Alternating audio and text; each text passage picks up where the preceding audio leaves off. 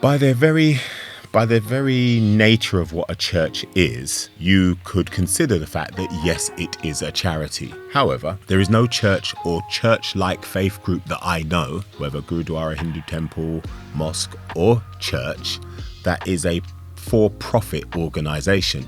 So by its very nature of the fact that it is helping people in one way, shape or form, and you can utilize the services that a church gives you or that another faith type, as I mentioned before, gives you, there's no cost for that. So yeah, to all intents and purposes, it's a non-profit. But a non-profit could just be a non-profit. It doesn't have to take on the mantle of a charity.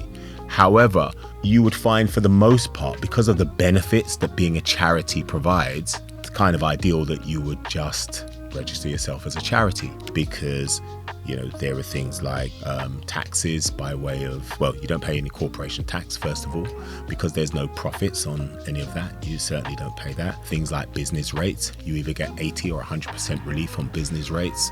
There are some reduction on VAT in some cases, so you might only pay 5% VAT, you might be nil rated VAT on some things. So I know things like some of the energy pricing, like electricity, gas, things like that. I'm sure there certainly was a period where 5% you'd pay on that rather than the full on 20%.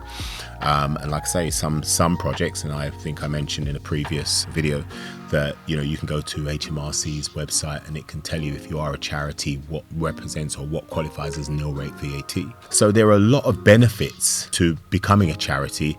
I mean, one of my favorites is the fact that you're able to claim gift aid and maximize on gift aid, which is one of the things that we do for pretty much all of the charities that work with us. And it's a fantastic way of maximizing your income. So, and if you're not registered as a charity, typically you wouldn't be able to, or you have to jump through some real extraordinary hoops in order to be able to claim on things like gift aid and so on. So no, the short answer to that, I guess, is no. Not all churches or charities, all churches can be deemed charities or charitable, but I would suggest that they are all non-for-profit, and to all intents and purposes, they should register as a charity.